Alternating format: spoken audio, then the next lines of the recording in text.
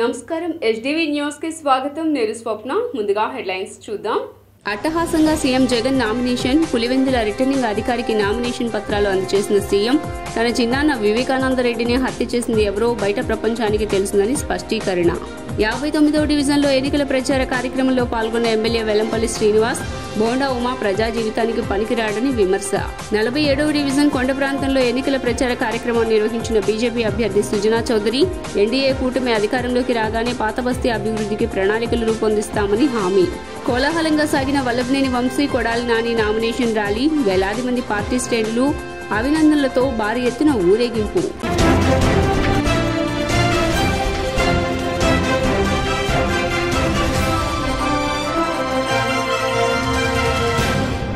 ఇక డీటెయిల్స్ చూస్తే వైఎస్ఆర్ కాంగ్రెస్ పార్టీ అధినేత CM Jaganmohan Reddy Pulivendula YCP assembly అభ్యర్థిగా నామినేషన్ దాఖలు చేశారు.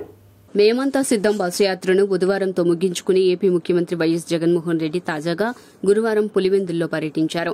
అనంతరం అక్కడ పార్టీ అభ్యర్థిగా నామినేషన్ వేశారు. తొలుత పులివెందుల్లోని సీఎస్ఐ గ్రౌండ్స్ లో ఏర్పాటు చేసిన బహిరంగ సభలో పాల్గొన్న సీఎం అక్కడి నుంచి నేరుగా రిటర్నింగ్ ఆఫీసర్ కార్యాలయానికి వెళ్లారు.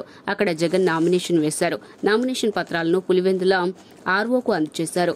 అంతకుముందు పులివెందుల్లో నిర్వహించిన ఓ బహిరంగ సభలో సీఎం జగన్ మాట్లాడారు. ఉమా బెదిరింపులకు ఇక్కడెవరూ భయపడేది లేదని వెల్లంపల్లి శ్రీనివాస్ హెచ్చరించారు. విజయవాడ సెంట్రల్ నియోజకవర్గం 59వ డివిజన్ సింగనగర్లో వెల్లంపల్లి శ్రీనివాసరావు ఎన్నికల ప్రచారం నిర్వహించారు. ఈ సందర్భంగా గడప గడపకు వెళ్లి తమకు ఆదరించవలసిందిగా ఓట్లను అభ్యర్థించారు. అనంతరం మీడియాతో మాట్లాడుతూ బోండా ఉమాల పైరవీలు బ్రోకరేజ్ చేయటం మాకు అలవాట్లేదన్నారు. బోండా ఉమా దిక్కుమాలిన రాజకీయాలను ప్రజలు చూస్తున్నారని, రాబోయే ఎన్నికల్లో తగిన గుణపాఠం చెబుతారని స్పష్టం చేశారు. పిఠాపురంలో గెలిపించుకున్నామని అడుగుతున్న పవన్ కళ్యాణ్ ఒక నాయకుడా అని ప్రశ్నించారు. రాష్ట్రం మొత్తం గెలిపించమని పవన్ కళ్యాణ్ ఎక్కడా మాట్లాడలేదని ప్రశ్నించారు. 4 రోజులు పాదయాత్ర చేస్తే పవన్ కళ్యాణ్ కు జ్వరం వస్తుందని ఎద్దేవా చేశారు. జగన్మోహన్ రెడ్డి గారు ఆ రోజు సోనియా గాంధీ ఏదైతే భారతదేశంలో చాలా ఐరన్ లేడీ అని చెప్పుకున్న సోనియా గాంధీని ఎదిరించిన వ్యక్తి. ఇటువంటి వాటికి భయపడే సమస్య లేదు. మాకు ప్రజల దీవెనలు ఉన్నాయి. నీలాగా పైరువీలు వ్యవస్థలు మేనేజ్ చేయడాలు బ్రోకరేజ్ పనులు మేము చెయ్యం. మాదల్లా ప్రజలకి మంచి చేస్తే ఓటేయమంటున్నాం, ప్రజలకి మంచి చేస్తామని చెప్తున్నాం. ఆ ధైర్యం ఉంది కాబట్టి మేము ఈరోజు సుమారు 100 రోజుల నుంచి ప్రతిరోజు కూడా రోజుకో డివిజను, రోజుకో 2 డివిజన్లు వెళ్తున్నాం. నువ్వు దుర్మార్గంగా ఏదో ఎన్నికల ప్రచారం ఆపడానికి రోజుకి 7-8 పర్మిషన్లు తీసుకుంటాడు. ఒక్క డివిజన్ పర్యటన చేయడు. కానీ ఇంకొకరు అక్కడ పర్యటించకూడదని చెప్పని దిక్కుమాల రాజకీయాలు. ఎందుకంటే మేము ప్రతిరోజు కూడా మేము పర్మిషన్ పెట్టామంటే పర్యటిస్తాం. ఇతను వేరే వాళ్ళు అక్కడ తిరగకూడదు, నేను అలాగ తిరగను, తాగుబోతున్నాయని నేను పొద్దున కూడా నిద్ర లేగలేను అని చెప్పని వచ్చి తాగుపోతాడు. కనీసం ఇప్పుడు కూడా నిద్ర లేసుండు నాకు తెలిసి. ఇప్పుడు 10 కానీ నిద్ర లేసుండు. రాత్రి తాగేసింది నిద్ర లేసుండే పరిస్థితి ఉండదు.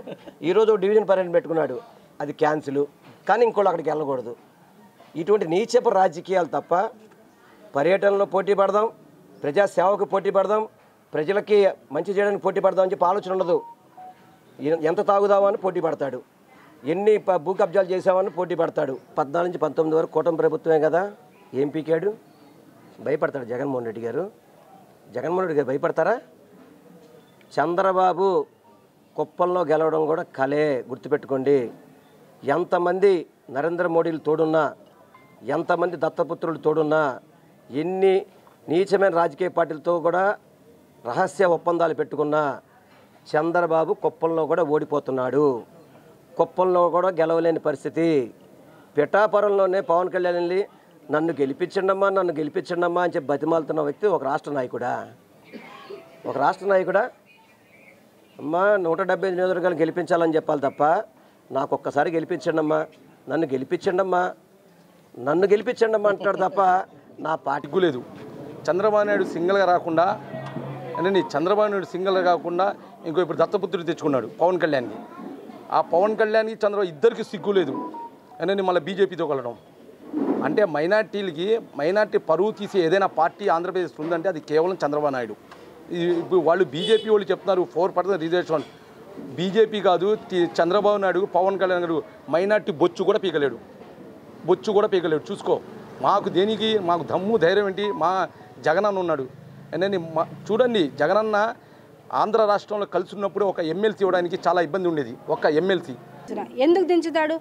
జగన్మోహన్ రెడ్డి గారు చేస్తున్న సంక్షేమ పథకాలు ప్రతి ఇంటికి అందుతున్నాయని దించుతాడా, లేకపోతే ఒక మాయగా ఎవ్వరూ ఆలోచించినట్టు విధంగా ఏ రాష్ట్రంలో లేనట్టు విధంగా అమ్మఒడి కానివ్వండి, పిల్లలకి విద్యా కానుక, విద్యా దీవెన ఇలాంటి పథకాలు ఒక మాయగా పిల్లలకి ఇస్తున్నారని దించుతాడా, లేకపోతే అవ్వాతాతలు ఇంటి వద్దకే ఫింక్షన్ ఇస్తున్నారు ఒక పెద్ద కొడుకు అని దించుతాడా?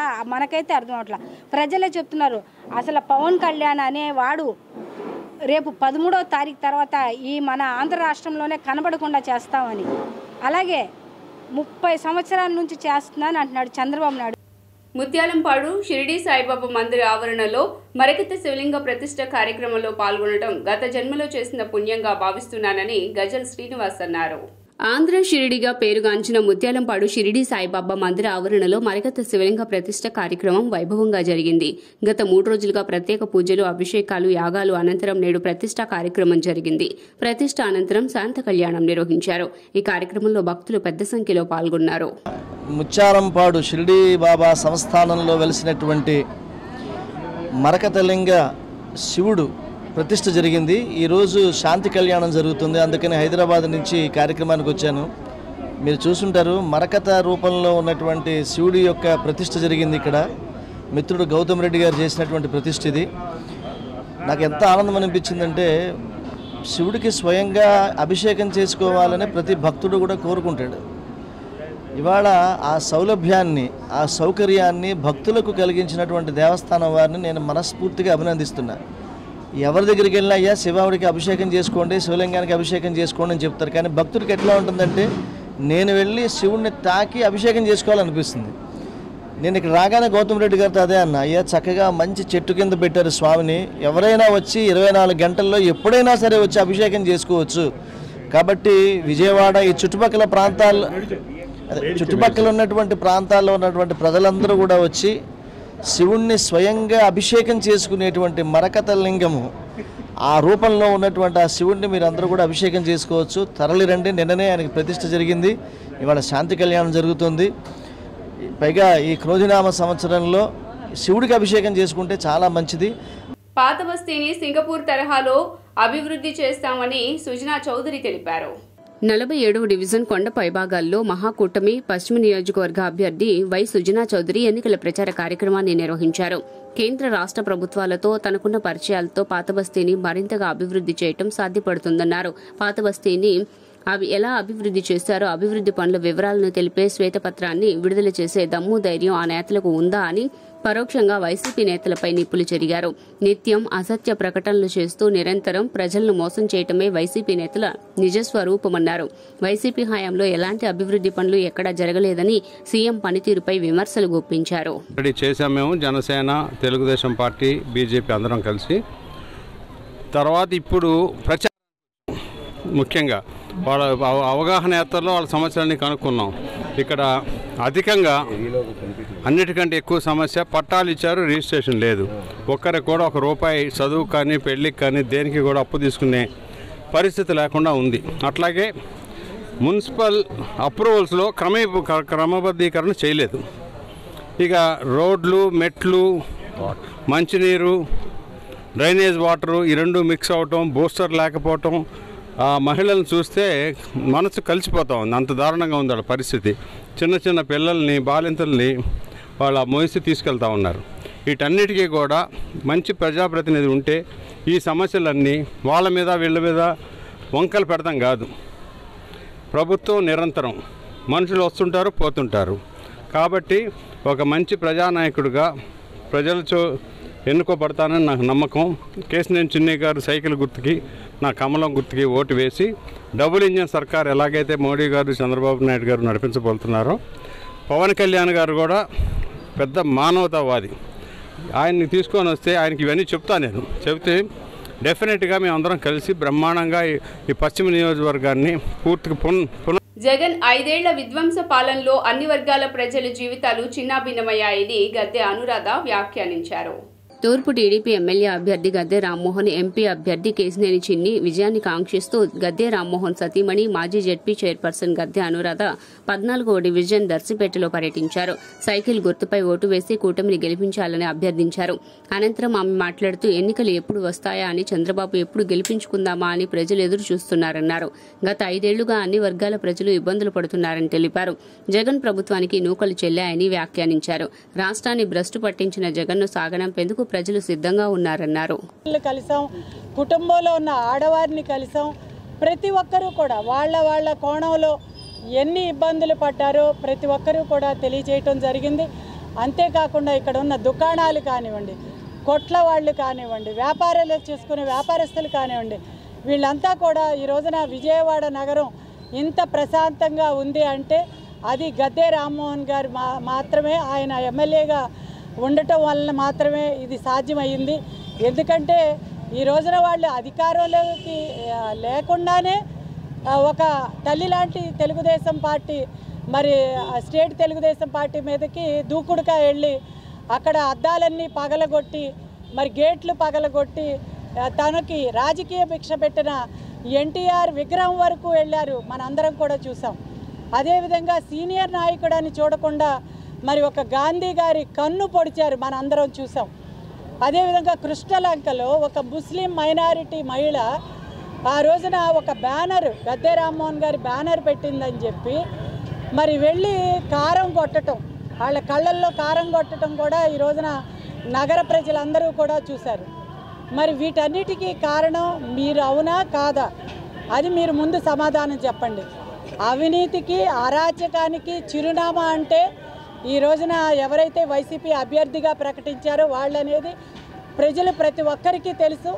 కాబట్టి గుడివాడలో వైసీపీ అభ్యర్థి కొడాలి నాని నామినేషన్ దాఖలు చేశారు. నామినేషన్ సందర్భంగా నిర్వహించిన ర్యాలీలో పార్టీ శ్రేణులు, అభిమానులు పెద్ద ఎత్తున పాల్గొన్నారు. గుడివాడ నగరం జన సందోహంగా మారింది.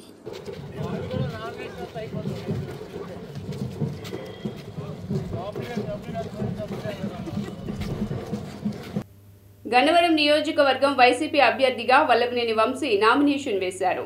వంశీ నామినేషన్ సందర్భంగా పోలీసులు భారీగా భద్రతా చర్యలు తీసుకున్నారు. పార్టీ శ్రేణులు, అభిమానులతో కలిసి ఆయన భారీ ఊరేగింపు కార్యక్రమంలో పాల్గొన్నారు. టీడీపీ సెంట్రల్ అభ్యర్థి బోండా ఉమామహేశ్వరరావు సతీమణి సుజాత వ్యాఖ్యల్ని డిప్యూటీ మేయర్ శైలజారెడ్డి, కార్పొరేటర్ ఖండించారు. టీడీపీ సెంట్రల్ అభ్యర్థి బోండా ఉమా సతీమణి సుజాత ఒక కులాన్ని కించపరిచే విధంగా వ్యాఖ్యలు చేయటాన్ని deputy mayor Sailaja Reddy, corporator Shaheena Sultana తీవ్రంగా ఖండించారు. తక్షణమే ఆమె ఆ సామాజిక వర్గానికి క్షమాపణ చెప్పాలని వారు డిమాండ్ చేశారు. మహిళా సమావేశం వేదికగా సుజాత చేసిన వ్యాఖ్యలు వెనక్కి తీసుకోవాలని డిమాండ్ చేశారు. మహిళల పరువు తీసే విధంగా కుల, మత విద్వేషాలు రెచ్చగొట్టే రీతిలో సుజాత వ్యాఖ్యలున్నాయని వారు మండిపడ్డారు. రానున్న ఎన్నికల్లో మహిళలంతా టీడీపీకి బుద్ధి చెబుతారని హెచ్చరించారు. టీడీపీ అభ్యర్థిగా ఉన్నటువంటి బోండా ఉమా గారి సతీమణి బోండా సుజాత గారు మరి వాళ్ళ ఆఫీసులో మహిళలందరినీ కూడా ఏకం చేసి మరి ఏం మెసేజ్ ఇచ్చారని మేము అడుగుతా ఉన్నాం. ఆవిడ కులాల్ని కించపరిచే విధంగా వ్యవహరిస్తున్న తీరు కూడా విజయవాడ సెంట్రల్ నియోజకవర్గంలో ఉంటే మహిళలందరూ కూడా బాధపడతా ఉన్నారు. ఎందుకంటే ఒక మహిళ ఉండి బుడబుక్కల వాళ్ళలాగా అనేటువంటి దాన్ని సంబోధించడం అనేటువంటిది మేము తీవ్రంగా ఖండిస్తూ ఉన్నాం. ఎందుకంటే బుడబుక్కల అనేటువంటిది కూడా ఒక కులమేనని చెప్పేసి ఆ కులానికి కూడా తగిన ప్రాధాన్యత ఇవ్వాలనేటువంటిదే మా యొక్క ఉద్దేశం. కాబట్టి మరి మీరు దానికి సమాధానం చెప్పాలి. అలాగే ఏదైతే బుడబుక్కల అనేటువంటి కులము, ఆ కులానికి మీరు కూడా క్షమాపణ చెప్పాలని కూడా ఈ సందర్భంగా డిమాండ్ చేస్తూ ఉన్నాం. ఎందుకంటే సెంట్రల్ నియోజకవర్గంలో మరి మహిళలందరినీ కూడా గ్యాదర్ చేసి మహిళలు కూడా ప్రతి ఇంటికి వెళ్ళి ఏదైతే జగన్మోహన్ రెడ్డి గారి నాయకత్వంలో ఇలా జరిగింది అనేటువంటి మెసేజ్ మనందరం కూడా మహిళలకు వివరించాలని ప్రాముఖ్యంగా ఈవిడ తెలియజేస్తూ ఉన్నారు. ఆ మీటింగ్లో ఈవిడ తెలియజేసిన విధానం ఎలా ఉంది అంటే, అసలు జగన్మోహన్ రెడ్డి గారు 2019 నుంచి 2024 వరకు కూడా ఏమీ అభివృద్ధి చేయలేదు. కేవలం తెలుగుదేశం ప్రభుత్వంలోనే, తెలుగుదేశం హయాంలోనే అభివృద్ధి జరుగుతుందని చెప్పి పాపం ఈవిడ గొప్పలుగా చెప్పుకోవటం అనేటువంటిది కూడా కరెక్ట్ కాదని అయితే మేము అనుకుంటా ఉన్నాం. ఎందుకంటే గత బోండా సుజాత గారికి కూడా నమస్కారం. ఎందుకంటే మన యువజన శ్రామిక రైతు కాంగ్రెస్ పార్టీ అంటే వైఎస్ఆర్సీపీ అధినాయకుడు వైఎస్ జగన్మోహన్ రెడ్డి గారు ఎవరిని కూడా గౌరవించడమే మాకు నేర్పించినటువంటిది. ఎందుకంటే ఎవరిని కూడా కించపరిచినటువంటిది మన పార్టీలో కానీ మన పార్టీ నాయకులు కానీ కార్యకర్తలు కానీ ఎవ్వరు కూడా ఎవరిని కూడా కించపరచకుండా మాట్లాడతారు. ప్రతి ఒక్కరితో కూడా చిరునవ్వుతో మా ఇంట్లో వ్యక్తిగా మాట్లాడడం అనేది మన గౌరవ ముఖ్యమంత్రి గారు నేర్పించారు. మీలాగా ఆ కులంలో పుట్టకూడదు, ఈ కులంలో పుట్టకూడదు, వీళ్ళతో ఇలా మాట్లాడాలి అనేది మాత్రం మా గౌరవ ముఖ్యమంత్రి గారు మాట్లాడలేదు, ఆయన మాకు నేర్పించలేదు. అలాగే గత కొన్ని రోజుల క్రితం గులకరాయి ఏదో రాయి అని చెప్తున్నారు. వాళ్ళు తగిలిందా లేదా, లేకపోతే ఇలా కొట్టుకున్నారు అలా కొట్టుకున్నారు, ఎలా కొట్టుకున్నా సరే తమ పార్టీ కార్పొరేటర్లు గెలవని ప్రాంతాల్లో కూడా అభివృద్ధి చేశామని దేవినేని అవినాష్ అన్నారు. ఎన్నికల ప్రచార కార్యక్రమంలో భాగంగా వైసీపీ తూర్పు ఎమ్మెల్యే అభ్యర్థి దేవినేని అవినాష్ 4వ డివిజన్ సిటీఓ కాలనీ ప్రాంతంలో పర్యటించారు. ఈ సందర్భంగా గడప గడపకు వెళ్లి ఫ్యాన్ గుర్తుపై ఓటు వేసి గెలిపించాలని అభ్యర్థించారు. ఈ సందర్భంగా అవినాష్ మాట్లాడుతూ 4వ డివిజన్లో గతంలో ఏ ప్రభుత్వం చేయని అభివృద్ధి వైసీపీ హయాంలో జరిగిందన్నారు. 18 కోట్ల మేర ఈ డివిజన్లో అభివృద్ధి కార్యక్రమాలు, 50 కోట్ల మేర సంక్షేమ కార్యక్రమాలు చేయటం జరిగిందని తెలిపారు. 50 కోట్ల రూపాయలు ఈరోజు సంక్షేమ కార్యక్రమాలు చేసిన ప్రభుత్వం జగన్మోహన్ రెడ్డి గారి ప్రభుత్వం. ఈరోజు మేము ఏ రోజు గారు గద్దె రామ్మోహన్ రావు గారి లాగా అబద్ధాలు చెప్పాల, లేకపోతే చేసేస్తామని చెప్పిన ప్రజానికం మభ్య పెట్టాల, గాల్లో మేడలు కట్టల. మేము ఏదైతే చేయగలమో, ఏదైతే చెప్పామో అవన్నీ గారు పూర్తి చేసి, ఇదివరకు తెలుగుదేశం ప్రభుత్వంలో ఏదైనా రోడ్డు కావాలంటే కాలనీ వాళ్ళ దగ్గర కాంట్రిబ్యూషన్ అడిగేవారు. కాంట్రిబ్యూషన్ అంటే మీరు 50% ఇవ్వండి, మేము 50% పెడతామని చెప్పారు. కానీ వైఎస్ఆర్ కాంగ్రెస్ పార్టీ అధికారంలోకి వచ్చిందన్న ఏ రోడ్డు కన్నా ఎవరినైనా కాంట్రిబ్యూషన్ అడిగామని చెప్పని ఒక్కసారి మీరు కాలనీ వాళ్ళు అడగండి. తెలుగుదేశం పార్టీ వాళ్ళు కాంట్రిబ్యూషన్ ఎందుకు అడిగేవారంటే గద్దె రామ్మోహన్ గారు ఒక కజిన్ బ్రదర్ గద్దె రమేష్ తనే కాంట్రాక్టర్గా ఉండేవారు. తన సొంత లాభం కోసం గద్దె రామ్మోహన్ ఒక సొంత తమ్ముడు, ఒక కజిన్ తమ్ముడు గద్దె రమేష్ కాంట్రాక్టర్ ఎవరైతే ఉన్నారో తన సొంత లాభం కోసం ఈరోజు ప్రజానికం కాలనీ వాళ్ళ దగ్గర కాంట్రిబ్యూషన్ తీసుకుని మిగిలింది వాళ్ళు వేసే విధంగా, వాళ్ళు ఖర్చు పెట్టే విధంగా, కార్పొరేషన్ ఖర్చు పెట్టే విధంగా, దాని ద్వారా సొంత లాభంగా వాళ్ళ తమ్ముడికి ఇచ్చే విధంగా ఈరోజు గద్దె రామ్మోహన్ చేశారు. ఇది మాట అబద్ధం కాదా, నిజం కాదా? వార్తలు ముగించే ముందు హెడ్లైన్స్ మరోసారి. అట్టహాసంగా CM Jagan nomination, Pulivendula returning అధికారికి నామినేషన్ పత్రాలు అందజేసిన సీఎం, తన చిన్నాన్న వివేకానందరెడ్డిని హత్య చేసింది ఎవరో బయట ప్రపంచానికి తెలుసుందని స్పష్టీకరణ.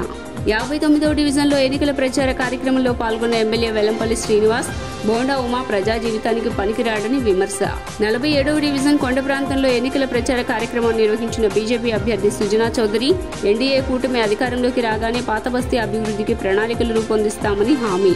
కోలాహలంగా సాగిన వల్లభనేని వంశీ, కొడాలి నాని నామినేషన్ ర్యాలీ, వేలాది మంది పార్టీ శ్రేణులు అభినందనలతో భారీ ఎత్తున ఊరేగింపు.